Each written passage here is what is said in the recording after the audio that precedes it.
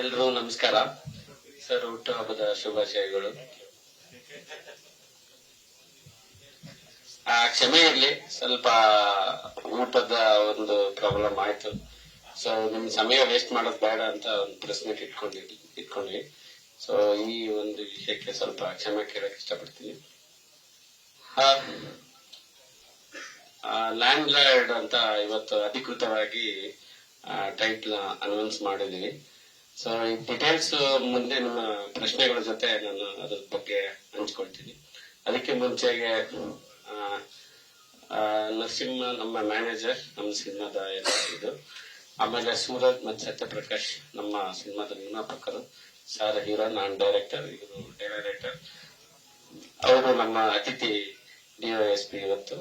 So ಸಾರ್ನ meet ಆಗಿ ಬಂದು ನಮ್ಮ ಅತಿಥಿನ ಥ್ಯಾಂಕ್ ಯು ಸರ್. ಇದು ಒಂದು ವಿಲೇಜ್ ಬ್ಯಾಕ್ ಗ್ರೌಂಡ್ ಸಬ್ಜೆಕ್ಟ್.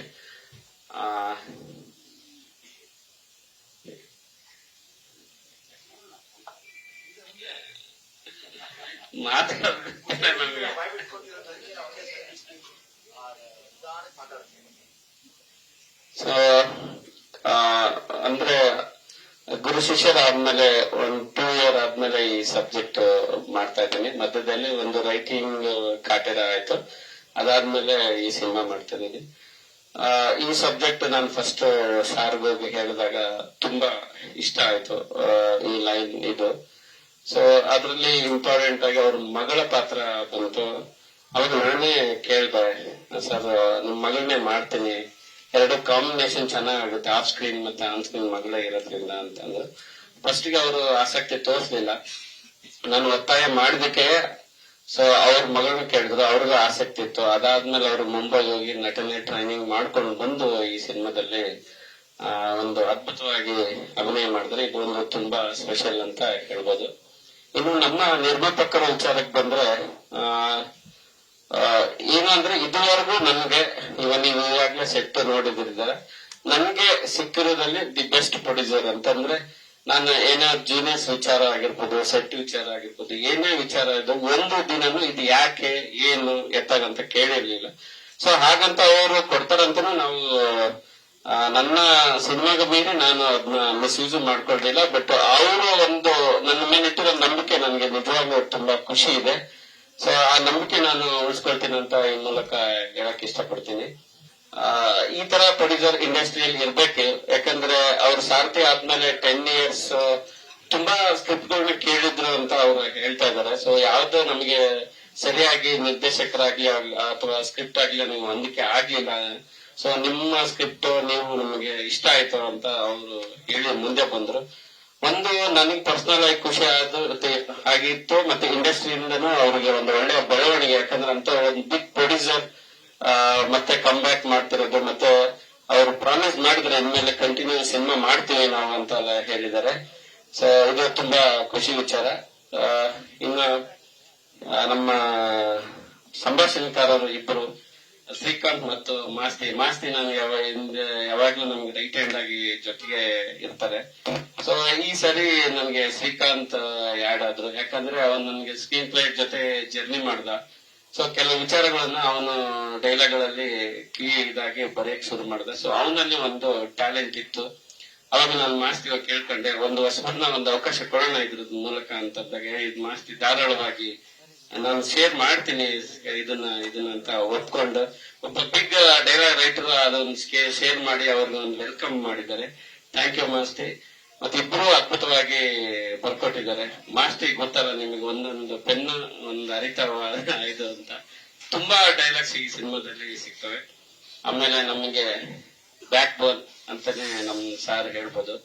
ಅಂದ್ರೆ ಇದು ಈ ಸಿನಿಮಾ ಮಾಡಕ್ಕೆ ಅಂದ್ರೆ ತುಂಬಾ ಒಂದು 80s 90s ಬ್ಯಾಕ್ ಗ್ರೌಂಡ್ ಕಟ್ಟಿಕೊಡಕ್ಕೆ ತುಂಬಾ ಕಷ್ಟ ಆಗುತ್ತೆ. ಅಂದ್ರೆ ನಮ್ಗೆ ಆ ತರದ ಲೊಕೇಶನ್ಸ್ ಆಗ್ಲಿ, ಒಂದು ವಾತಾವರಣ ಸೆಟ್ ಆಗಲ್ಲ. ಸೊ ಪ್ರತಿ ಒಂದನ್ನು ನಾವು ಕ್ರಿಯೇಟ್ ಮಾಡ್ಬೇಕಾಗತ್ತೆ. ಅಂತ ವಿಚಾರದಲ್ಲಿ ನಮ್ಗೆ ಹೀರೋ ಸಪೋರ್ಟ್ ಅಂದ್ರೆ ಎಷ್ಟು ಅಂದ್ರೆ ಸೆಟ್ ಅಲ್ಲಿ ಏನೇ ಪ್ರಾಬ್ಲಮ್ ಆದ್ರೂ ಕೂಡ, ಮತ್ತೆ ಆಕ್ಟಿಂಗ್ ಅಲ್ಲಿ ಏನೋ ಡೌಟ್ ಇದ್ರು ಕೂಡ, ಒಂದು ಕಥೆಯಲ್ಲಿ ಒಂದು ಪ್ರಾಬ್ಲಮ್, ಎಲ್ಲಾ ರೀತಿಯಲ್ಲಿ ನಮ್ಗೆ ಒಂದು ಸಪೋರ್ಟ್ ಮಾಡ್ತಾ ಬಂದಿದ್ದಾರೆ. ಈ ಸಿನಿಮಾ ನಾನು ಒಂದು ಘಂಟಾಘೋಷವಾಗಿ ಹೇಳ್ತಿದ್ದೀನಿ, ಈ ಹೀರೋ ಇಲ್ದೆ ನಾನು ಮಾಡಕ್ ಆಗ್ತಾ ಇರ್ಲಿಲ್ಲ. ಸೊ ನೀವ್ ಇದ್ದಕ್ಕೆ ನಾನು ಈ ತರ ಒಂದು ಪ್ರಯತ್ನ ಮಾಡಿದ್ದೀನಿ. ನಿಮ್ಗೆಲ್ಲ ಬಹುಶಃ ಅದು ಇಷ್ಟ ಆಗುತ್ತೆ ಅಂತ ಅನ್ಕೋತಿದ್ದೀನಿ. ಮತ್ತೆ ಇನ್ನು ನಮ್ಮ ಸಿನಿಮಾಟೋಗ್ರಾಫರ್ ಸ್ವಾಮಿ ಜಯಗೌಡ, ಸೊ ಬಜರಂಗಿ ಜೇಮ್ಸ್, ಹರ್ಷ ಜೊತೆ ಮಾಡಿದ್ದು ಇವಾಗ ನಮ್ಮ ಸಿನಿಮಾನು ಸ್ವಾಮಿನೇ ಮಾಡ್ತಿದ್ದಾರೆ. ಅದ್ಭುತವಾದ ಟೆಕ್ನಿಷಿಯನ್.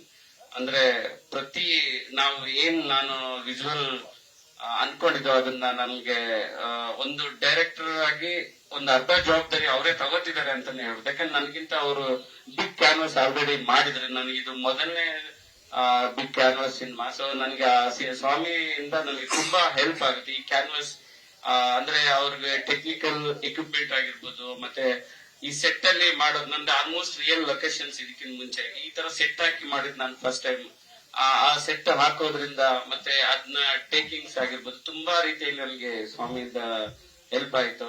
ಸೊ ಈ ಮೂಲಕ ಥ್ಯಾಂಕ್ ಯು ಹೇಳ್ತಾ ಇದ್ದೀನಿ ಸ್ವಾಮಿ. ಆಮೇಲೆ ಕ್ರಿಯೇಟಿವ್ ಹೆಡ್ ಆಗಿ ಸುಧಾಕರ್, ಆರೂಢ್ ಸುಧಾಕರ್ ಅಂತ.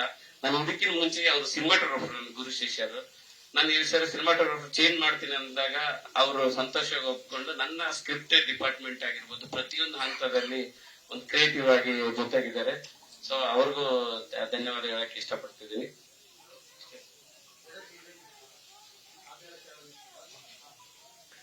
ಹಳ್ಳಿ ಕತೆ ಕಟೆರಗೂ ಇದಕ್ಕೂ ಸಂಬಂಧ ಇಲ್ಲ. ಹಳ್ಳಿ ಕತೆ ಅನ್ನೋದನ್ನದೇ ಆಮೇಲೆ ಐತೆ ಅಂತನ, ಆಮೇಲೆ ಹಬ್ಬ ಇದೆ ಅಂತನ. ಹೌದೌದು. ಈ ಉಳುವನೆ ಭೂಮಿ ಅದು ಕಟೆರ, ಅದು ಆಕ್ಟ್ ಇಲ್ಲ ಇಲ್ಲ. ಅದಾದ್ಮೇಲೆನು ಸ್ವಲ್ಪ ಘಟನೆಗಳು ಮುಂದುವರೆದವು. ಸೊ ಇದು 72 ಅಲ್ಲೇ ಉಳುವನ ಉಡಿಯ ಆಯ್ತು. ಸೊ ಆಫ್ಟರ್ ಮಾತಾಡಿದಾಗ ನಾನು ಅರ್ಧಂಬರ್ಧ ಮಾತಾಡಿದ್ದೀನಿ. ನಿಮ್ ಪ್ರಶ್ನೆಗಳು ಕೇಳ್ಕೊಂಡೆ ಇದು ಮಾಡೋಣ ಅಂತ. Thank you.